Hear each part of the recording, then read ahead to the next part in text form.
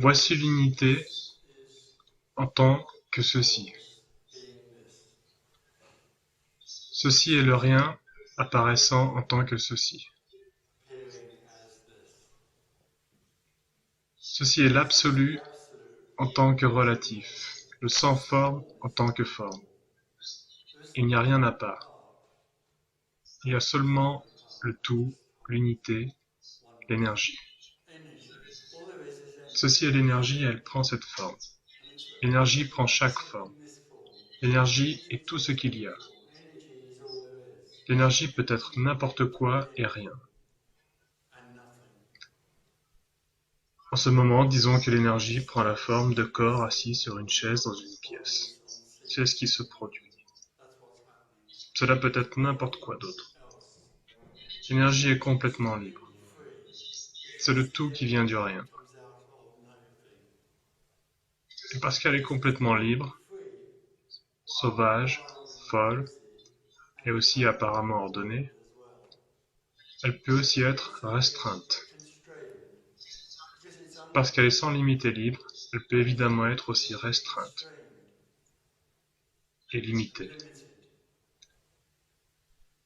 Et dans la physiologie humaine, cette restriction, cette limitation apparaît en tant que sentiment de séparation. Ce n'est pas une pensée, une croyance ou une idée. C'est une sensation énergétique d'être séparé.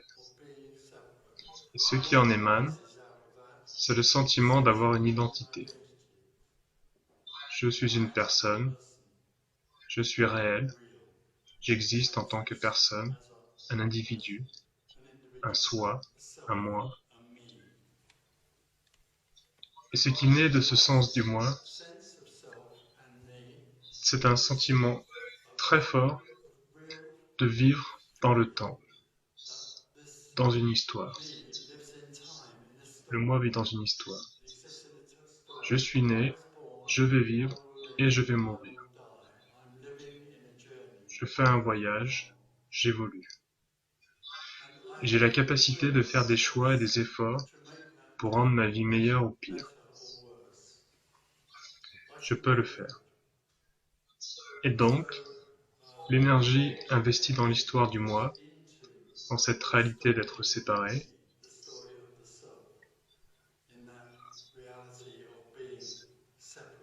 c'est pour améliorer l'histoire.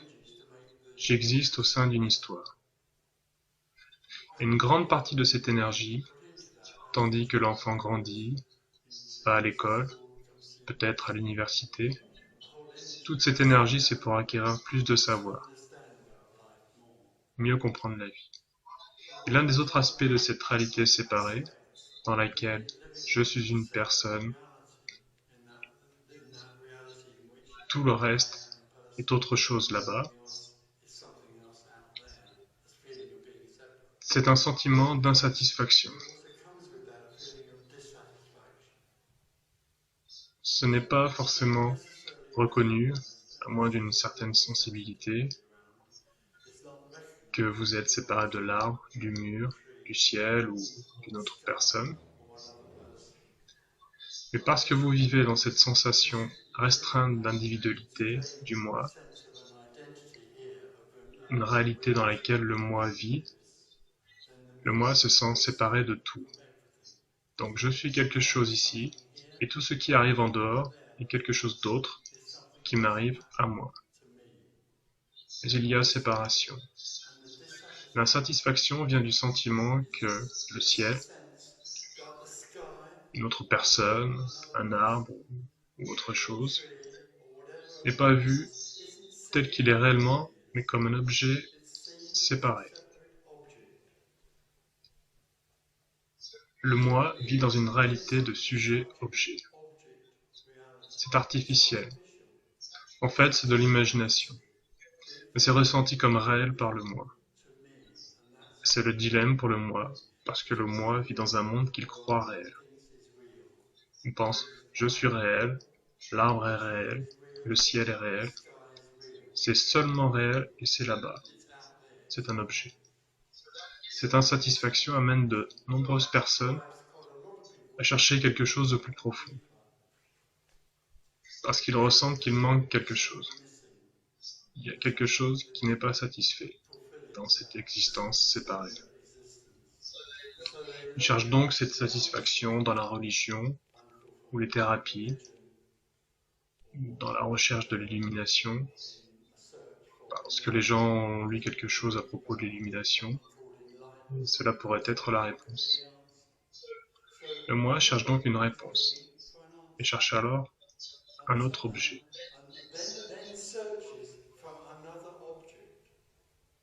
Le moi se sent insatisfait, et ce qu'il cherche est l'accomplissement pour lui-même. Il cherche donc autre chose que l'argent, la santé. Il cherche quelque chose qui s'appelle mon épanouissement. Parce qu'il a été éduqué à négocier avec le monde,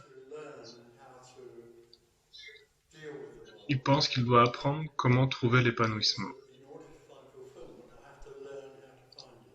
Il va donc apprendre à devenir chrétien, ou il va voir des psychothérapeutes pour apprendre à devenir un être humain plus équilibré, ou il va voir un maître de l'illumination et de l'accomplissement pour lui-même. Le mât va voir un maître ou un professeur qui vit aussi dans ce monde imaginaire, parce que le maître ou le professeur pense qu'ils ont trouvé une réponse et qu'ils peuvent aider d'autres personnes. Il n'y a rien de bien ou de mal à propos de cela. D'ailleurs, il n'y a rien de bien ou de mal à propos de quoi que ce soit. Il y a seulement ce qui semble se passer. Ce qui semble donc arriver au chercheur est qu'il reçoit une liste de choses à faire. Une liste de morale chrétienne,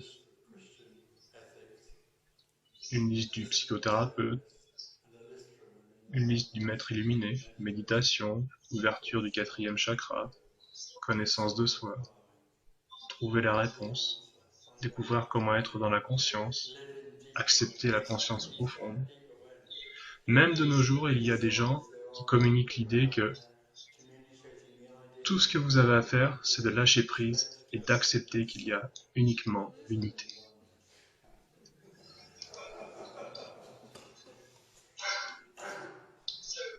Ce dont on parle ici est une autre possibilité.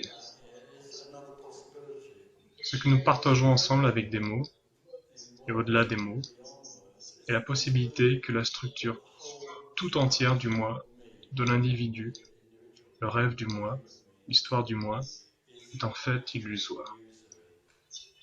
C'est une illusion qui en est venue à être ressentie comme vraiment réelle par le moi. Mais d'une façon ou d'une autre, il a une structure et des idées sur qui je suis et comment est la vie. Ce que nous faisons ici, c'est déconstruire cette idée, cette possibilité, cette réalité apparente qu'il y a un moi et qu'il peut améliorer sa vie.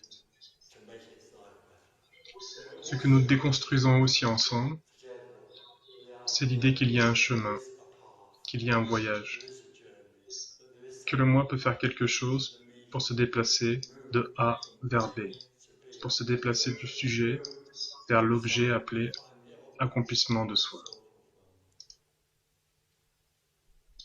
Nous pouvons parler ensemble, poser n'importe quelle question, cela n'a pas d'importance. Chaque question éclaire quelque chose. En fait, il n'y a pas de réponse aux questions.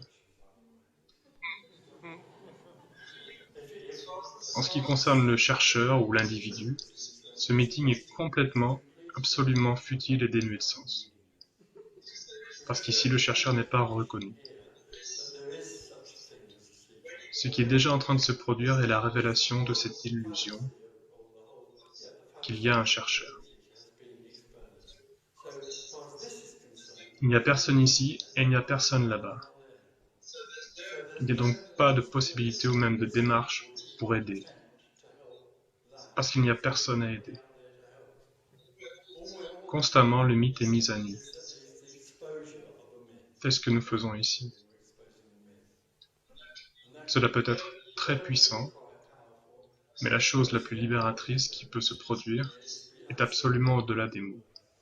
C'est une question d'énergie.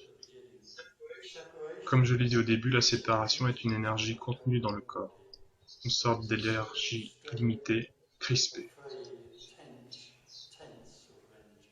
Ce qui peut se passer, c'est que cette énergie peut fondre et retourner dans l'être, sans limite, fou, libre, effréné.